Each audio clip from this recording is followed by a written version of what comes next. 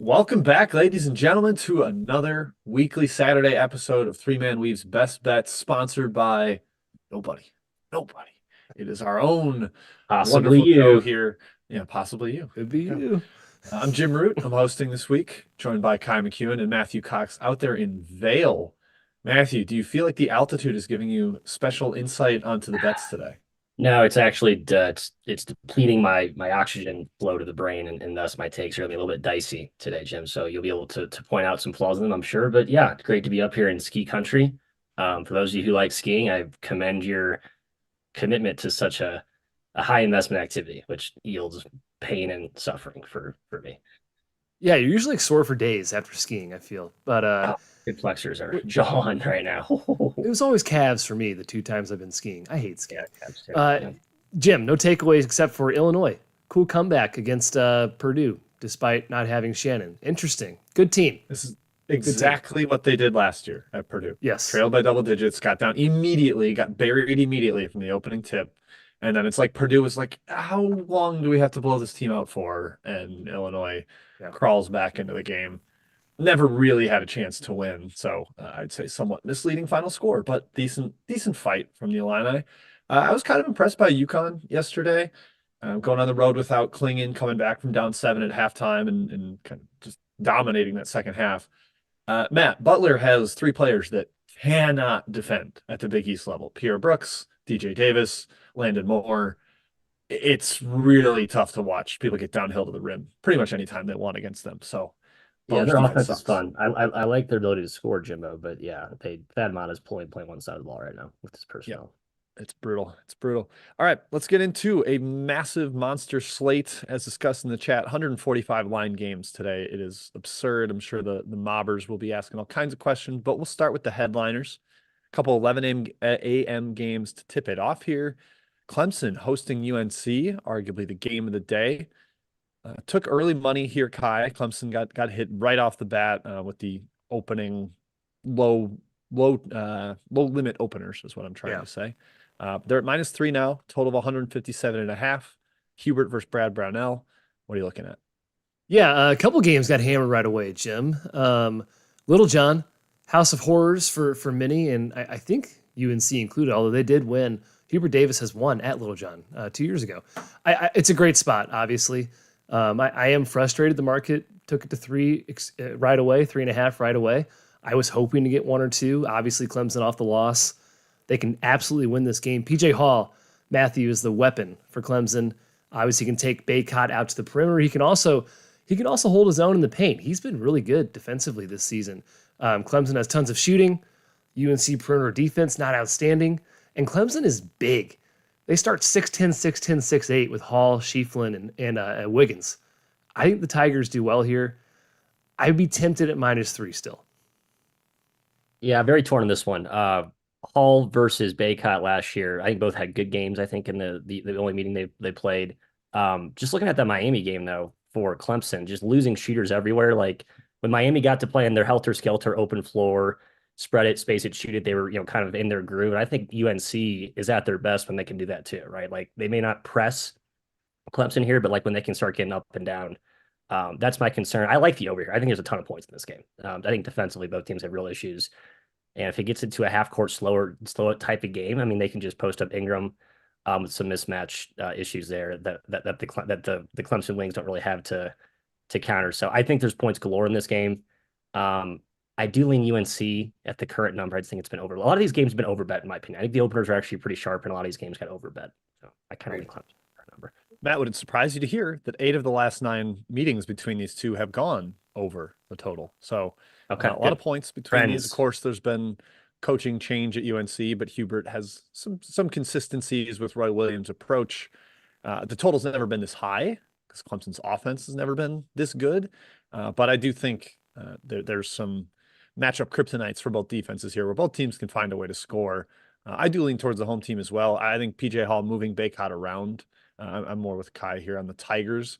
I think that's a problem. And I really like the spot. UNC is kind of rolling through league play right now, and you get Clemson off the loss, coming back home after that sort of disgraceful defensive performance. I think they tighten the screws a little bit and keep the ACC race close. I don't think this is suddenly UNC is 2 games ahead of Clemson. That doesn't doesn't sit well with me. All right, next up, another one that got bombed early game here. People all over Florida betting it up to 3.5 is where it sits now. Another monster total, 170 points in the market right now. Matthew, Kentucky headed to Gainesville. Huge one for Florida, who needs to stack wins for that NCAA tournament resume. But man, Kentucky's been really good, and they've obviously got more size now with Bradshaw and Yenso to compete in the paint. Yeah, we mentioned on the podcast how like UK big games, you're more likely to get their best game. However, on the road against a Florida team that still needs a marquee signature resume win, I do like the Gators. I think this game's been overbet, so I'm not looking to punch back with Kentucky. Good matchup angle that Jordan Majeski pointed out, as he always points out. The stark contrast between Florida's offensive pace and defensive pace. I think a lot of the really good coaches, Mark Pope has the same split too. They love to push in transition, but they're excellent at retreating back on defense. And Florida has this perfect balance where they can get to the glass and kill you on the boards with their size, but they won't give you anything in transition. So I think that's the perfect kryptonite for UK's smaller ball lineup and to keep UK from going bananas, with those transition threes that they can be so lethal with. So I like Todd Golden and the boys of Gainesville, Kai, but the current price is too rich for me. Yeah, I like Florida too. I don't see why it moved 3 points off the bat. I think that's way too much. So I took Kentucky plus 3.5. I'd still take Kentucky at plus 3. It is their first true road game outside of the state of Kentucky. Maybe that is the initial angle, or people really like these hype home spots today for home teams. And I get it. A lot of marquee matchups, and that tends to be the thought process, right? I think Kentucky's speed is going to be a lot to handle for Florida. You mentioned the transition defense. Florida's it is great, but they really haven't played many teams that look to run. And Kentucky, 6th in the country in percentage of transition possessions per synergy, 22nd in efficiency. I think Kentucky does find success in transition, and if they don't, it means Florida's not crashing the glass nearly as hard because Kentucky obviously has a ton of size with all their healthy bigs now. I think this game really does play up, Jim. You mentioned the 170s total. I think it will be in the 170s, so I like the over here, and I like Kentucky. Yeah, I don't really see how either team stops the other one. Florida's biggest or best offenses they've played against, Wake Forest, Baylor, they've all scored over a point per possession. They allowed Virginia to score over a point per possession. Guys, that offense is horrendous on a neutral floor. So that was discouraging, and I think Florida's going to have a tough time with Kentucky there. You mentioned the offensive glass. That's a big edge for the Gators. Credit to Brandon Ramsey from Kentucky Sports Radio for this stat. Florida's, despite being 5th in offensive rebound rate, the 340th in efficiency on putbacks. Like, they get those boards, but they don't score off of them. And they're going to be competing with that size of UK inside. That's kind of a problem. I don't know that Florida has quite enough shooting to spread out Kentucky. They play those two bigs that can't really shoot pretty much all the time. I know Hogan and Condon will take threes, but I don't think it's enough to take advantage of the Kentucky defense. So I'm staying fully away from this game, both side and total. Just can't quite figure it out. I do like a team in the next game, though. We've got Iowa State headed to Oklahoma. Sooners laying 3 in Norman here, Kai. Iowa State, we saw them struggle with some of their better competition down in Florida, their exempt event. Oklahoma laying 3, though, here. Total 139. I think a lot of people are going to see the under and be intrigued because the defense is here. What do you think of this game? Yeah, another home team that got kind of hit right away. Not as extreme as the other two, but still a lean towards that way. It's two consistently underrated teams. Both play hellish defense. Both occasionally have offensive lapses. They're a little bit similar in that fashion. You mentioned Iowa State struggles. Oklahoma's body of work is more impressive. I'm still not sure how good Iowa State is. I think they're really good, but we've seen them smash Iowa, and that's really the only team they've handled outside of the bottom 50 teams in the country. The key for Oklahoma is ball handling. Their guards have actually been solid, but their wings and bigs have been really loose with the ball. That can't happen against Iowa State's defense. Taman Lipsey for Iowa State, maybe the most overlooked player in the country. Oklahoma's got a couple overlooked guys in Owe and McCollum. It's going to be a really fun game to watch. I would lean towards the home team, Matt, but it's going to be a battle. I got nothing official at -3.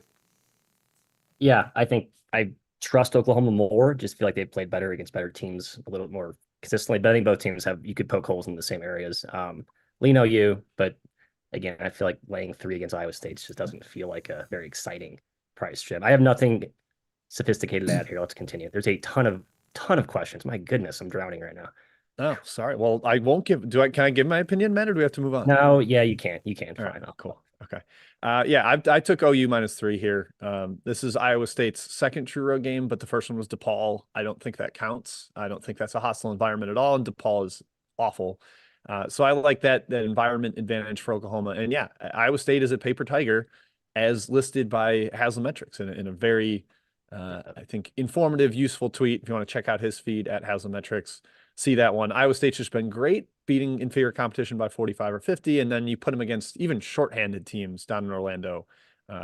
Texas A&M down 2 starters, and they blew a huge lead in that game. I just don't think Iowa State plays up against competition well. So I'm riding Oklahoma there at home, -3. Last one before our first chat mob break. It's out in the Mountain West. Colorado State coming off a huge home victory against New Mexico. Now they head on the road to Utah State, who is Utah State. They've got great, right? Is that a great? Oh, good. They're monster interior scorer. They're laying 2 points at home against the riding high Rams. Total of 150. Mr. McKeown, what are you looking at in this one? Once again, from 1-2 immediately, Utah State was bet. By all accounts that I've seen in the news circles, Spectrum Center is going to be rocking tonight. Going to be an awesome environment. It's one of the main venues I really want to go to. It's like top of my list right now. The concern for Utah State, in my opinion, and I've seen most people lean towards Utah State, Colorado State has beaten Boston College, Creighton, Colorado, Washington, New Mexico. Utah State's best win is San Francisco by 1, barely, and then UC Irvine. Colorado State's played a way tougher schedule. They are much more proven. They have one of the best point guards in the country. I mean, talk about the ideal person to have in a hostile environment.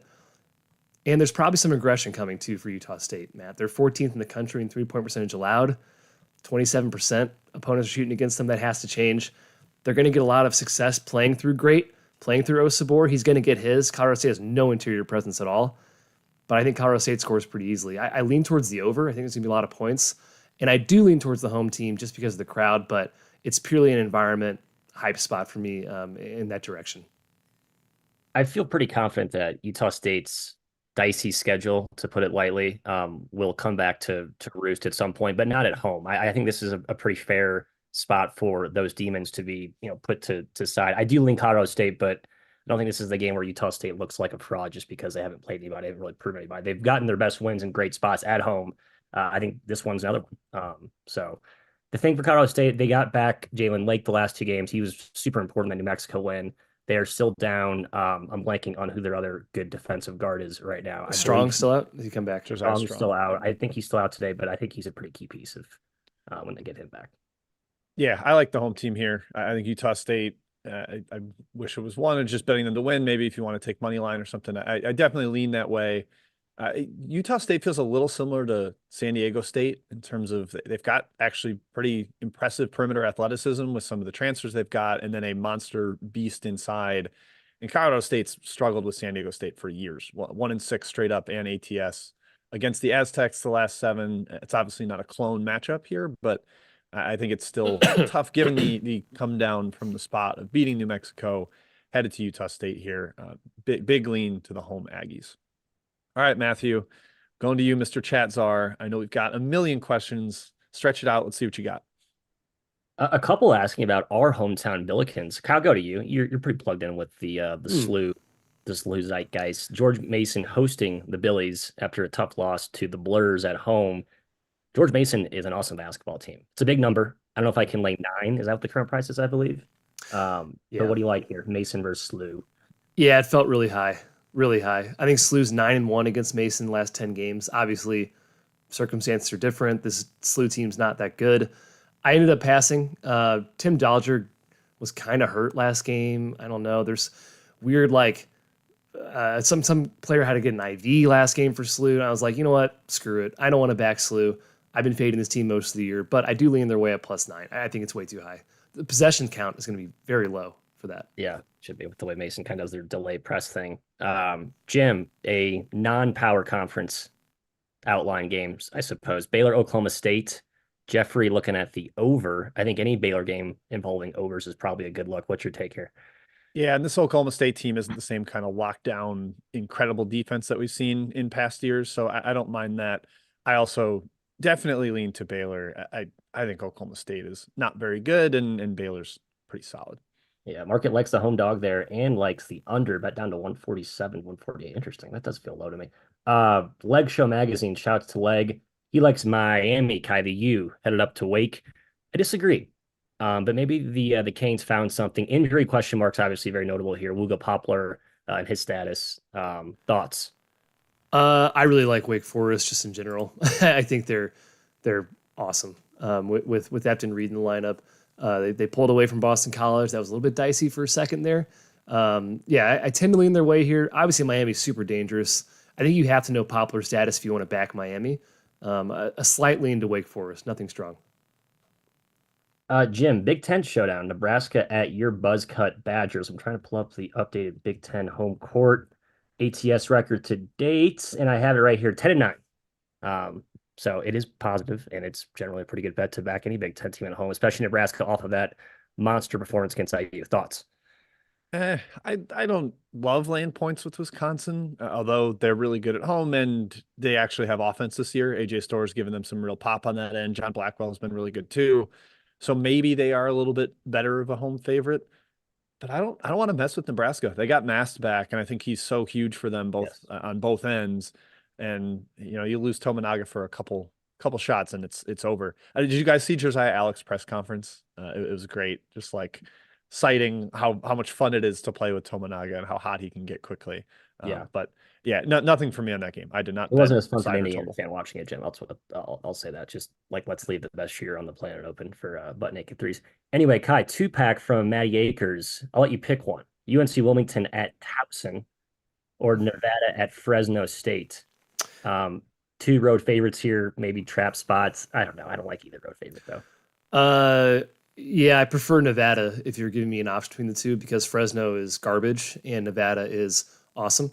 One team's rolling, one team's not. If you want to just go straight current form, Nevada would be the pick there. Wilmington's on my shit list, Matt, after they couldn't hang with Drexel, which disappointed me greatly.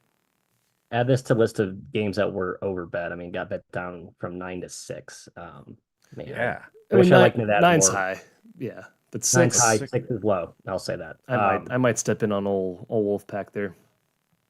Jimmy, St. John's, the newfound zone that he has brought back to life. Their defense is much improved, playing Kyle Neptune and the Villanova Wildcats, who will probably attempt 53s in this game. Tough to bet a game with that much variance, but any take here, he likes 4.5. Been bet down, I Yeah. believe. Yeah, I lean towards the dog. No Ledlam. He's out for St. John's. That's being reported. And Lewis is supposed to be good to go, RJ Lewis, and he'll probably play a heavy set of minutes if he's fully healthy. You kind of think like zoning Villanova a bad idea because the shooting the ball movement, but then they can't do that matchup hunting stuff in the post. So I sort of like it as long as they're not, 55% from three. Lean to St. John's there, Matthew, and a slight lean to the over. I think Justin Moore still game time decision too. Yep. Good point there. RJ Forever. Lewis back for St. John's. I kind of glossed over Ludlove, even though he is very important. Lewis, yeah, it's incredible. Tim K for Kai. Thoughts on Stanford, the tree. The tree stand tall lately. Is that a Stanford accent? Stanford. I don't know why I'm saying like that. +5 though for the tree. Pac-12 never makes any sense to me, so I don't usually bet these games. Thoughts? Yeah, who are they at USC? They're at USC, correct? Who's been Stanford's objectively been the better team here. USC's home court's nothing, so I would lean towards Stanford. Yeah, I don't know who you're looking to fade more right now, USC or UCLA. Both probably worthy of fades today. Jim, to the horizon we go. Adam Jones, Wright State versus Purdue Fort Wayne. I thought this was one of the most curious lines of the day. Just seems like you don't want to overthink it. Better team is Purdue Fort Wayne right now, in my opinion. They're laying a 1.5 to Wright State, who can't guard anybody. I like the Dons. It seems like people do too. Interesting. I wanted to bet Wright State at 3. It's never been there, never got there, so it didn't happen. I didn't bet it. I'm not fully sold on Fort Wayne. They feel a little smoke and mirror. They're top 40 in the country in 3-point percentage, top 20 in defensive 3-point percentage. I don't think they're some crazy length closeout challenge team that takes away the 3. I'm I think they're a little inflated. Fair. I don't. I agree, I guess, to a certain extent. Kai, how about Eric B asking about a game I like a lot today? UC Davis at UC Irvine, Big Mhm. West tilt. Both teams are red, red hot. Thoughts? Yeah, I've faded UC Davis unsuccessfully once or twice this season.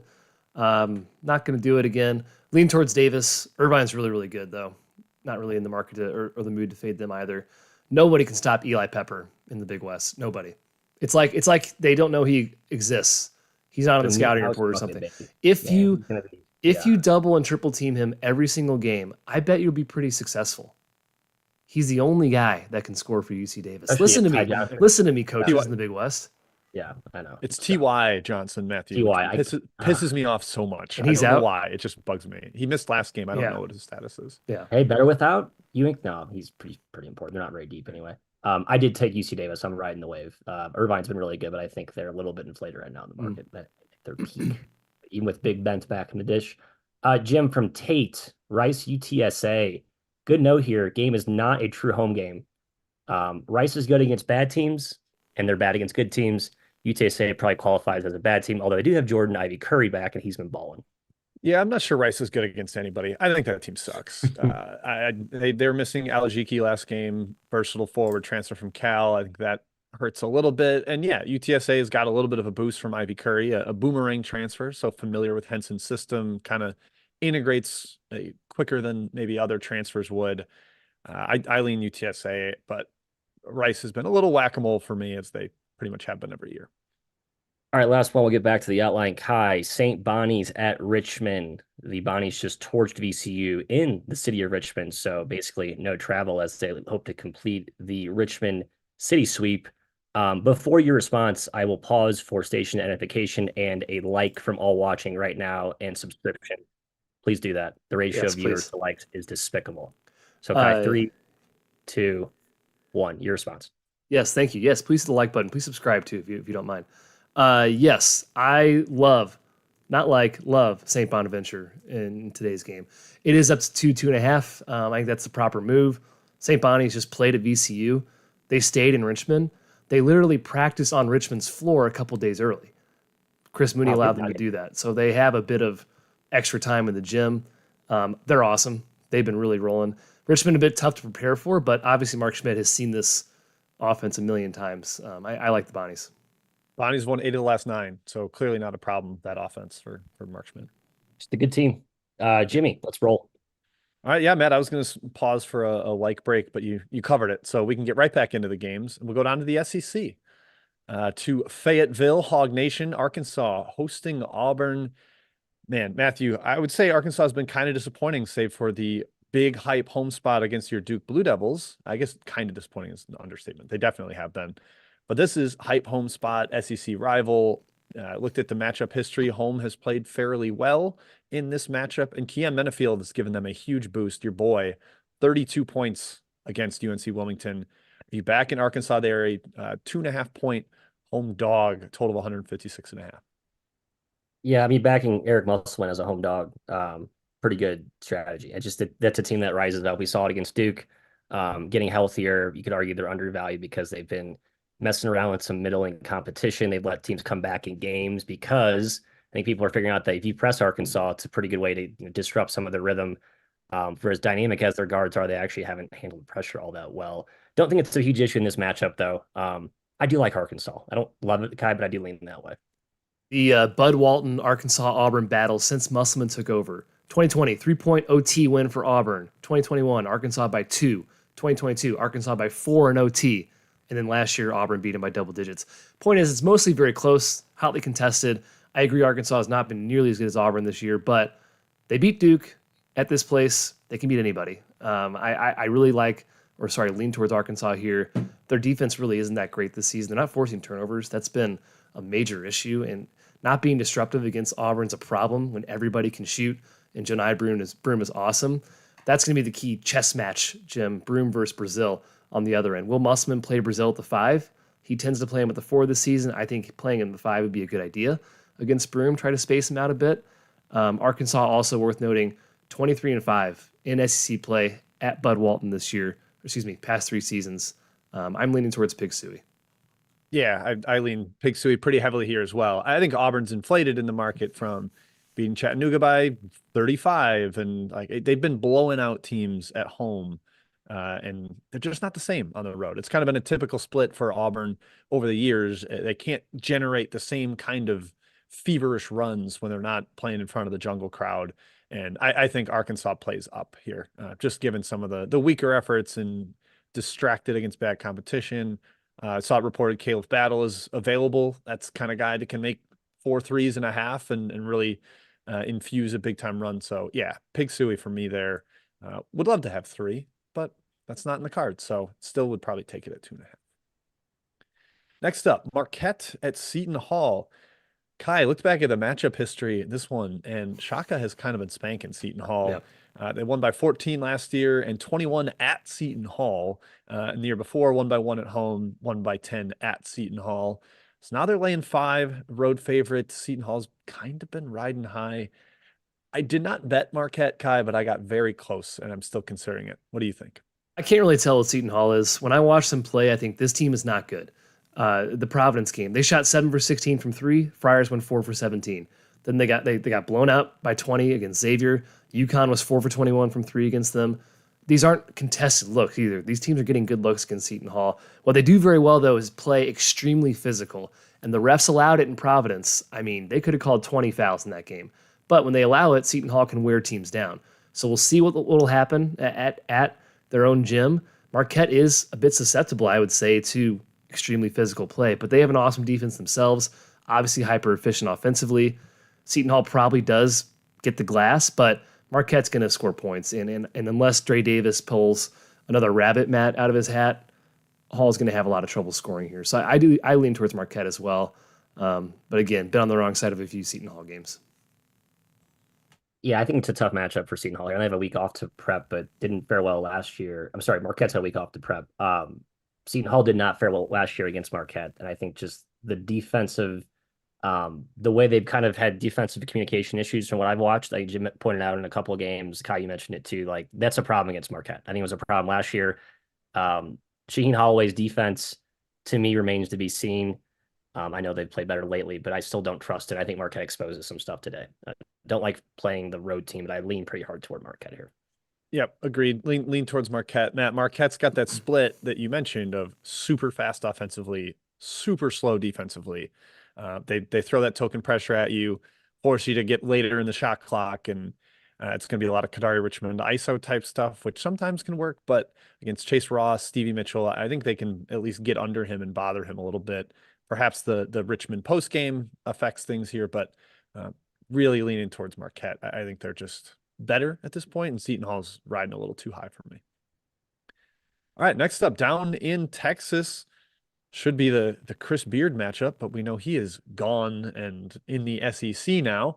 So Texas Tech headed to Austin, looking at a line of Texas -7 right now, Matthew. There are some distractions flying around, fluttering around the Texas Tech program with the Pop Isaac civil suit, but he remains in good standing with the university for Texas Tech and will be playing today. So yeah, Texas laying 7 at home, 141.5 total. Anything for you on this game? Yeah, I like Texas Tech at the number. Maybe the market knows something I don't with off the court stuff, but I might just ignore that and take 7 here. Obviously, road, a little different environment to go into Austin versus playing at home at Lubbock, but still, I like this Texas Tech team. I think they're playing much better. I had some question marks late November, early December, but they pretty handily destroyed like 3 or 4 really good, not good, but solid mid-major teams with, I think, showing more offensive cohesion. The defense is starting to ramp up a little bit. I just like the way this Texas Tech team is trending. And Texas still in the net fade category, kind of my betting ledger. So I do lean at the current price toward the Red Raiders. Yeah, the Pop Isaacs news came out. I think people expect him to be out. At least I did. And then I saw a tweet that said he's probably going to play. They've known about this for a while. And this is wild. I digress. But if you're under any investigation for something criminal or civil, whatever, you probably should be suspended as a college kid, even if he didn't do anything. It's wild. Anyways, Texas needs this game. They have no wins against KenPom Top 100. They've played 2 of them. They got thumped by UConn and Marquette. Texas Tech has 1 win against Top 100, and it's against Michigan. So they're not looking great either. It's going to be an interesting game here. Life without Devin Cambridge has not been bad for Texas Tech, but this is probably the game where it catches up to them. Texas has a bunch of shooters. They don't really emphasize the three, but they have shooters to go against McCaslin's sort of more packed-in defense. But man, Jim, it's hard to lay 7 with Rodney Terry against Grant McCaslin. So I lean towards Texas Tech. Yep, won't do it, Kai. I'd certainly lean to Texas Tech too, and probably going to take them at 7 as that sits out in the market right now. Think they're better coached.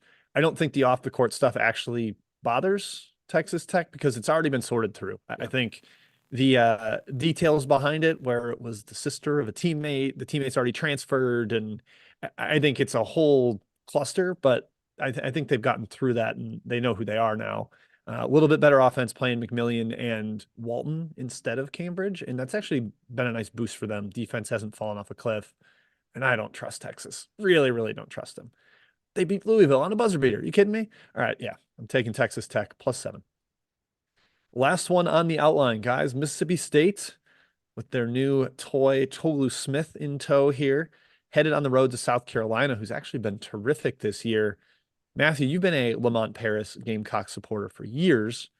Are you stepping in on another very short home dog here, getting 2.5? I'm not sure why I haven't. I'm not sure why I haven't. I do lean their way pretty hard. I had it closer to pick, and I think it's a pretty good matchup for South Carolina. I think this game gets pretty slow, actually. I saw the totals like high 130s. It feels like it's a traditional Chris Jans ugly Lamont Paris circa Wisconsin ugly low pace type of game. Tolu Smith coming back into the fold is a big dynamic to track for Mississippi State. Like, does that thwart what they've been doing that's been so successful, or does it actually just give them a new dimension to punish teams on offense? That's I think a big part of this game here. I still lean South Carolina. I like the way they're playing offensively. But yeah, we've seen Mississippi State, man, when they're locked in defensively, they can just take you right out of everything you do. So I don't know. All that is to say, I stayed away. Scared Mississippi State. Love that team in general. Liked the spot better for Gamecocks. Yeah, it does kind of seem like an ugly game. Last year, both games were ugly, but both teams are also way better offensively this season.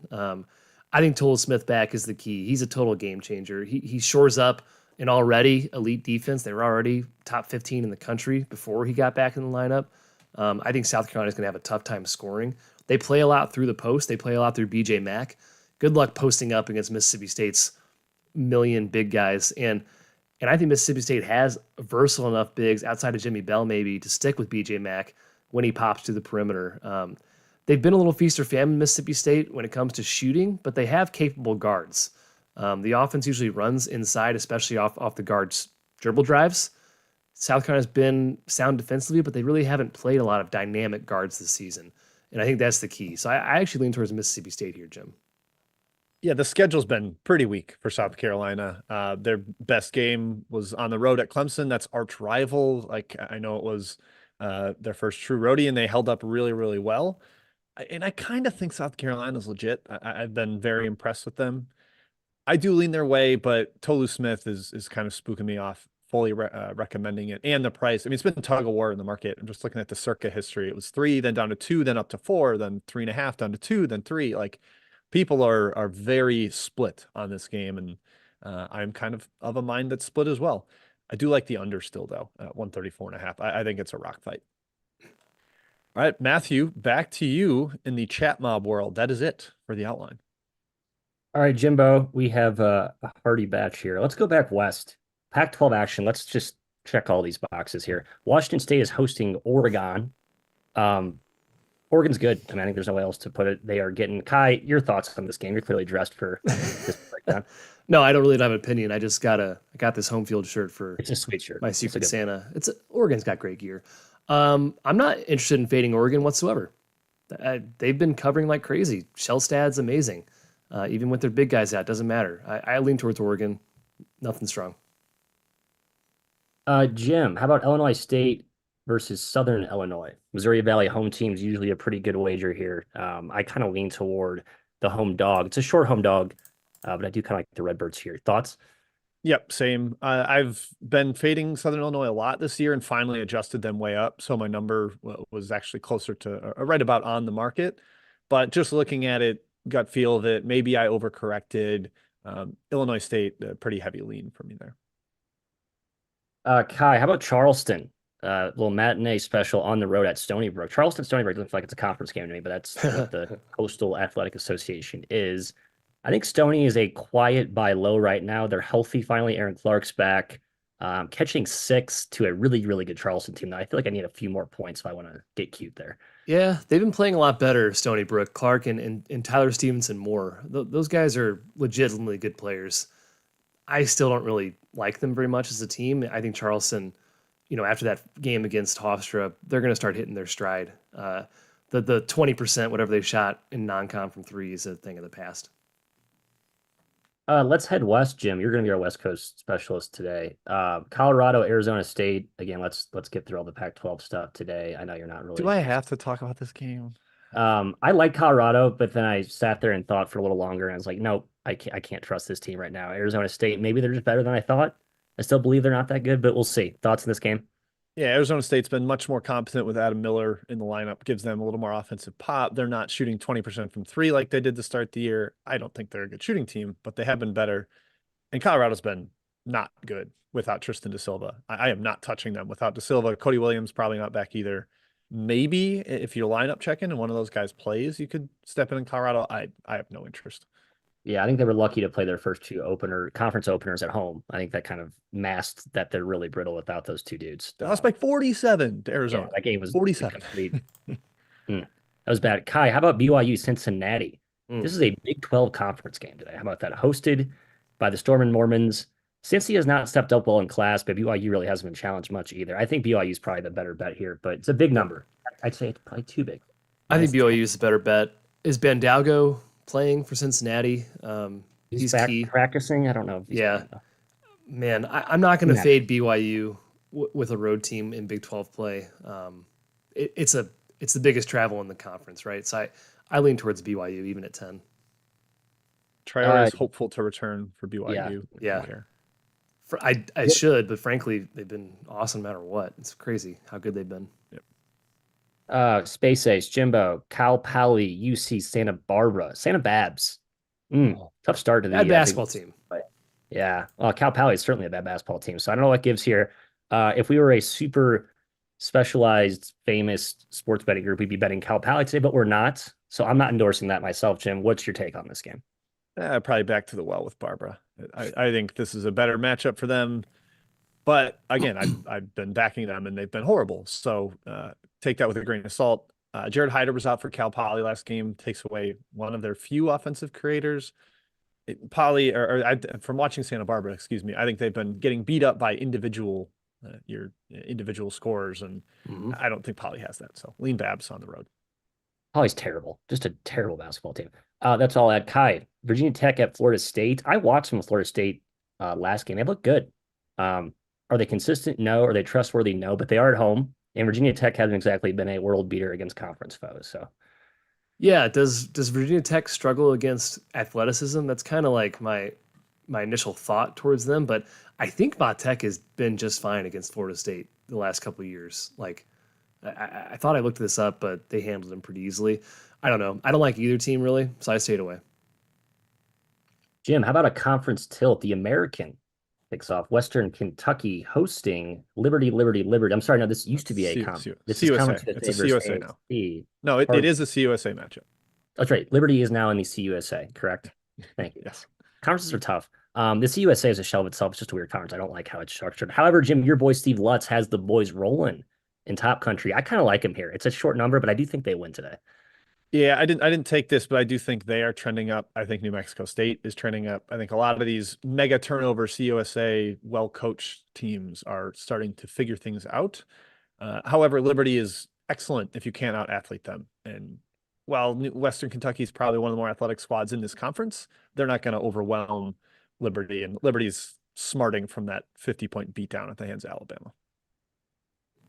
Jim, right back to you since you're the West Coast specialist today. Santa Clara at Pepperdine. I got Wavy at Gonzaga, and the Waves a little riptide rush there. It's stupid, dumb bet, Matthew. You guys both bet that too, so we're all idiots here. Yeah. Do they bounce back, I guess, against Santa Clara? I don't think so. Yeah, I bet Wavy again. Back home. Oh, good boy. Look at you. Santa Clara, I think, has been a little bit up and down. Javon Porter's back in the starting lineup. Pepperdine, a little bit better at home, Matthew. I don't feel awesome about it, but I rode the wave. Very valid point there. And I'm going to shout out Matty Baltley here for a late ad for me, bringing this game to my attention. Just completely missed it in the 154 game stay. Kai, your thoughts on this one? Campbell at Hampton. The Campbells are catching 4 points against Hampton. So I took the Campbells because I don't think Hampton should be paired by 4 over anyone right now. Not that Campbell's been anything good either, but that's just that's a play for me. Hampton got steamed. It wasn't obviously 3.5, 4, but I don't know. You can't trust Hampton. They're really bad. Campbell's really bad. Hampton's favored in this game. You don't need to think any. Campbell's really bad. Really bad. I'm staying fully away. I can't believe how bad Campbell is, Matt. I might take it, and Javon Benson's on-off numbers for Hampton are ridiculous, and he missed last game. But maybe he's Campbell's been so bad.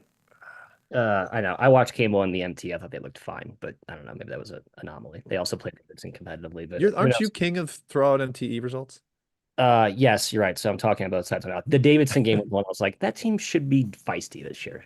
And so when I see that team come next to Hampton +4, I just bet that. So thank you, Matty B. I hope that's winner for all of us who follow. Kai, Tinley Monk, fun game here in the Southland. McNeese State, who is playing like a not Southland team, playing Texas A&M Commerce. Is that right? Who has played up really well. Jim, you mentioned the paper tiger factor that has the metrics. I think Commerce has. They beat St. Joe's, probably skewing that score, but certainly they can rise to the occasion. I took Commerce here as the home doggy. Maybe that's a foolish. They also got smoked by a lot of good teams. Commerce, I think St. Joe's early in the year. I think they're shorthanded, and I know their coach was having that awful. Sorry, you asked Jim. Go ahead. Or Jim, who wants it? What do you guys take it? I don't care. I bet McNeese, Matthew. Kind of was able to beat the market to it, but I think they're going to smoke their conference the way Colgate does, the way Vermont does. I think they're head and shoulders above everybody. CJ Felder gave him a real game last time out at Michigan. If he continues to rise into the rotation, that's another high major player. Major coaching edge. Sorry, Jared Van Rosenberg, but Will Wade's the best coach in that league. Yeah, I like McNeese. A couple more here. How about Seton? Red hot hosting my Bows. Kai, your thoughts on the Andy Newman and co against the Rainbow Warriors? Yeah, I'm going Rainbow Warriors. I know Seton is top 3 ATS team in the country, and they've been playing great, no doubt about it. I just think this spread's too small. I mean, -1 for Hawaii, who I think is a Big West title contender. Seton lost to Lemoyne at home. They are not infallible. They are not a juggernaut by any means. I think Hawaii has a real advantage here. I think they can get it done. Seton, 2 conference opponents for Seton, 10% from 3. They're a little that too. Yep. One more at the buzzer, 2 more at the buzzer. I did TCU catching 9.5 at Kansas. I like TCU there. Feel free to add. I just like fading Kansas. TCU smoked them at Fog Allen last year. Whether is that an edge for TCU or a revenge edge for the returning KU guys, TBD. Felt the tad high. I also like the over. I think that gets up and down. TCU's had a couple guys out of the lineup. Coles, O'Bannon. Don't know if they're back. TBD. Not sure. They played a horrible schedule too. Yeah, that's very true. How about Denver at Northern Colorado? Kind of in my neck of the woods up here in ski country. The NoCal Bears, Jim laying 3. You answer this. You're the Denver whisperer. Right. Yeah, Jaron Riley and St. Thomas are like an awesome 1-2 punch that I probably undervalued preseason. I like this Denver team too. I don't like them as much away from home, but it's not like a true road test going like an hour and a half north here in the altitude. So I kind of lean toward the Bears, but nothing profound at that time. Last 3 games for Northern Colorado: 1.26, 1.37, 1.39 points per possession. Without DeJure Reeves, arguably their best offensive player, and St. Thomas missed one of those games too. I don't know what to do with Northern Colorado. Yeah. No idea. This it should be 90-90. This game's going to be tons of points. We hope. Yep. Kai, DePaul Georgetown. Let's get one more here before we go to best bets. Oh, DePaul Georgetown. You chose this one. Spread is ridiculous. It's come down a little bit. Georgetown laying a touchdown. I did not take it. I used every ounce of power I had to not take DePaul because they're so bad. But my gosh, preseason, this Georgetown team laying 7 against a conference opponent, no way. Lean towards DePaul. Not taking either side though, Matt. I also saw a question about Baylor, Oklahoma State. If you want to hit that one, we hit that earlier, didn't we? Did we talk Baylor already? Yeah, we talked about over points. My bad. Excuse me. Go ahead. Let's do best bets. I don't know mine yet. Hold on. Okay. Go ahead. I'll lead off. Jim, go ahead. I'll lead off, Matthew. I've got a 2-pack. side and a total. Start with the side. St. Thomas -9. This team is in the zone right now, and it's not like aberrational 3-point shooting. They're just demolishing foes. Sacramento State got a home win barely in this Big Sky Summit Challenge. I think they feel like they got enough done. They go on the road.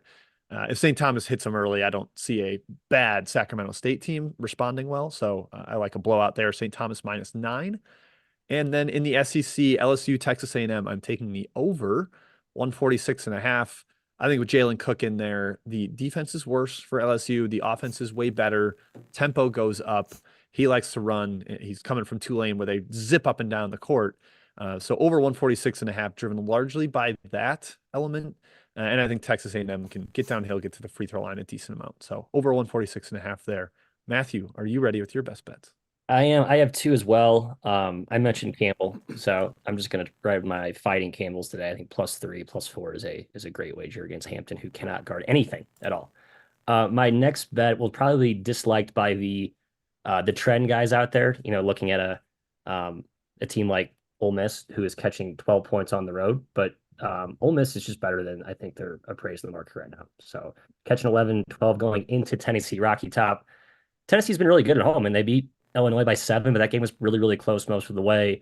They beat NC State, I think, by 10, but that game was much closer too. Like, I think Tennessee is obviously, with Ziegler back healthy, they're looking like a really, really, top end elite team, but I don't think they've proven that they can beat good teams emphatically. And Ole Miss is a good basketball team, and they've played their best against best teams. I like the Land Sharks today. So Chris Beard leading me to glory. I like that, Matthew. They're kind of the opposite of the paper tiger. They cannot blow out bad teams, but they've played up really well. Oh, guys, I don't know. I'm going to go with Duquesne. I'm going to go back to the Duquesne well here and take them against the Ramblers of Loyola Chicago, our A10 team up north. I like Loyola. I disagree with this best bet, but I wish Kyle luck here. Yeah, but I think Duquesne's really good, and the UMass game was atrocious from a shooting split perspective. They just could not hit shots. So I think they bounce back here. Keith Dambrot and the boys. Pick -1, whatever's out there. Beautiful. All right. They got to win. Go get it done. Duquesne's kind of reeling a little bit in the A10. So, yeah, Yes. got to bounce back. Stay in that title race however they can. All right. That's it. That wraps up the show. Thank you to everybody for tuning in. Great work out of the chat mobbers. Matthew, congrats on mostly handling the chat mob questions. And congrats to Matt's brother who got engaged this weekend. Hey, Congratulations. 3-man weave. Love is in the air again for 3-man weave and the Cox family. But that's it. Enjoy the 145 games. Don't get overwhelmed by all the scores and updates and all that. Just enjoy, watch all the great games. We'll see you back here on this channel on Wednesday for our weekly podcast.